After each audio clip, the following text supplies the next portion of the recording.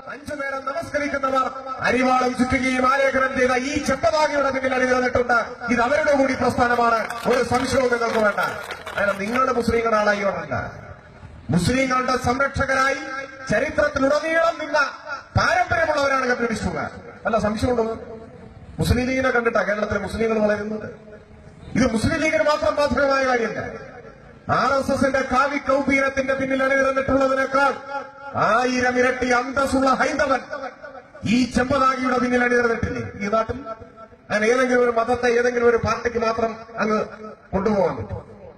കേരളത്തിലെ ക്രിസ്ത്യാനികളെല്ലാം കേരള കോൺഗ്രസിന്റെ പിന്നിലാണ്. അങ്ങനെയൊന്നും ആരും ധരിക്കണ്ട. എല്ലാ മതത്തിലും പെട്ടവരുടെ സംരക്ഷകരായി, അവരുടെ കാവലാളുകളായി, അവരെയെല്ലാം സ്വന്തം കുടുംബാംഗങ്ങളായി പരിഗണിക്കുന്ന പ്രസ്ഥാനമാണ് കമ്മ്യൂണിസ്റ്റ് പ്രസ്ഥാനം. ന്യൂനപക്ഷങ്ങളുടെ സംരക്ഷണം പ്രതിജ്ഞാബദ്ധതയോടെ ഏറ്റെടുക്കുന്ന പ്രസ്ഥാനമാണ് കമ്മ്യൂണിസ്റ്റ് പ്രസ്ഥാനം. കേരളത്തിന്റെ ചരിത്രത്തിൽ ആദ്യമായി ഒരു മുസൽമാൻ മന്ത്രിയുടെ കസേരയിൽ ഇരുന്നത് പാണക്കാട്ട് തങ്ങളുടെ ചീട്ടും വാങ്ങിയിട്ടല്ല, കമ്മ്യൂണിസ്റ്റ് പാർട്ടിയുടെ സംസ്ഥാന കമ്മിറ്റി തീരുമാനത്തിന്റെ അടിസ്ഥാനത്തിലാണ്. സഖാവ് TM മജീദ് കേരളത്തിലെ ആദ്യത്തെ മന്ത്രി, മുസ്ലിം മന്ത്രി. കേരളത്തിൽ ആദ്യമായി ഒരു ക്രൈസ്തവൻ മന്ത്രിയുടെ കസേരയിൽ ഇരുന്നത് കേരള കോൺഗ്രസിന്റെ ഔദാര്യം കൊണ്ടല്ല. കേരള കോൺഗ്രസ് അന്ന് ജനിച്ചിട്ടില്ല. കമ്മ്യൂണിസ്റ്റ് പാർട്ടിയുടെ തീരുമാനപ്രകാരമാണ്. ജോസഫ് മുണ്ടശ്ശേരി ഉൾപ്പെടെയുള്ളവർ. കേരളത്തിൽ ആദ്യമായി ഒരു പട്ടികജാതിക്കാരൻ മന്ത്രിയുടെ കസേരയിൽ ഇരുന്നത് EMSന്റെ മന്ത്രിസഭയിൽ കമ്മ്യൂണിസ്റ്റ് പാർട്ടിയുടെ കൂടി കീഴിലാണ്. കേരളത്തിൽ ആദ്യമായ ഒരു ഈഴവൻ മന്ത്രിയുടെ കസേരയിൽ ഇരുന്നത് നമ്മുടെ മന്ത്രിസഭയിലാണ്. ഞാനെന്താ ഇതിങ്ങനെ എടുത്തു പറയാൻ കാരണം, ഇതൊരു വല്ലാത്ത കാലമാണ്. ഓരോ ജാതിയും ഓരോ സംഘടന, ഓരോ മതവും ഓരോ സംഘടന. ഇവിടെ മനുഷ്യന്റെ സംഘടനയില്ല, ഇവിടെ മതങ്ങളുടെ സംഘടനയേ ഉള്ളൂ. എന്നിട്ട് പറയാൻ നമ്മുടെ മതത്തിൽപ്പെട്ടവന്റെ സംരക്ഷണമാണെങ്കിൽ നമ്മൾ വേണം. ഏതാണോ ഈ നമ്മൾ? നീയൊക്കെ കൊടിപിടിക്കുന്നതിന് മുൻപ് ജാതിയും മതവും നോക്കാതെ അടിച്ചമർത്തപ്പെടുന്ന പാവപ്പെട്ട മനുഷ്യന്റെ മോചനത്തിന് വേണ്ടി സ്വന്തമെന്ന വാക്കുകളെന്ന് പൊരുതിയ ജനധീയന്മാരുടെ പ്രസ്ഥാനമാണ് കേരളത്തിലെ കമ്മ്യൂണിസ്റ്റ് പാർട്ടി. ആ കൊടിയുടെ തളവിലാണ് കേരളത്തിലെ സാധാരണക്കാരൻ അധികാര കേന്ദ്രങ്ങളിലേക്ക് ചുവടുവെച്ച് വളർന്നു വന്നത്. അതാണ് ഈ നാടിന്റെ ചരിത്രം.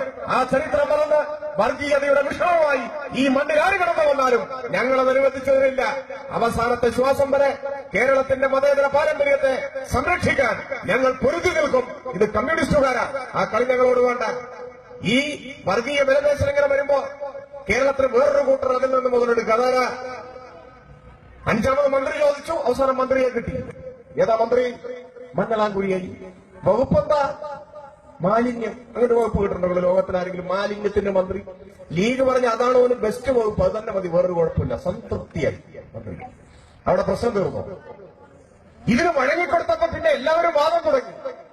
സുകുമാരൻ നായർ പറയുന്നു, അങ്ങനെയെങ്കിൽ ഞങ്ങൾക്ക് വേണം ആഭ്യന്തരം. ആരാ ഞങ്ങള്? നായർ. നായന്മാരുടെ പുരത്തൊഴിൽ ആഭ്യന്തരമന്ത്രി പണി കൊടുത്തു. അങ്ങനെയല്ലേ തിരുവഞ്ചൂർ രാധാകൃഷ്ണൻ നായരായി ആഭ്യന്തരമന്ത്രിയായി വന്നു. കുറച്ച് കഴിഞ്ഞപ്പോ പറഞ്ഞു കറുത്ത നായർ വേണ്ട, വെളുത്ത നായർ വേണം. അപ്പൊ അത് മാറ്റി രമേശ് ചെന്നിത്തലയെ മന്ത്രിയാക്കി. വെള്ളാപ്പള്ളി നടേശൻ പറഞ്ഞു, അങ്ങനെയെങ്കിൽ റവന്യൂ ഞങ്ങൾക്ക് വേണം. ആരാ ഞങ്ങള്? ഈഴവർ. ഉടനെ അടൂർ പ്രകാശിന് കൊടുത്തു. ഓരോ മന്ത്രിയെയും ജാതി നോക്കി നിശ്ചയിച്ചില്ലേ? പണ്ടൊക്കെ മന്ത്രിമാരുടെ ജാതി നമുക്കറിയാം. ആർക്കറിയാം? ഇപ്പൊ ജാതി അറിയാത്തതെങ്കിലും മന്ത്രി. ഓരോ മന്ത്രിയെയും മന്ത്രിയുടെ വകുപ്പും കാറിന്റെ ഡ്രൈവറെ വരെ ജാതി നോക്കി വെച്ചിരിക്കും. നാണം കെട്ടതല്ല. ഇങ്ങനെ ഒരു കാലം ഇതിനു മുമ്പുണ്ടായിട്ടുണ്ട്. വെള്ളാപ്പള്ളി നടേശനും സുകുമാരൻ നായരും ഒരു അടച്ചിട്ട മുറിയിലിരുന്ന് കൂടിയാലോചന നടത്തുന്ന പിറ്റേന്ന് മാതൃഭൂമിയിൽ വാർത്ത, ഹിന്ദു ലീഗ് രൂപീകരണത്തെക്കുറിച്ച് ചർച്ച. അമ്മോ, ഹിന്ദു ലീഗ്.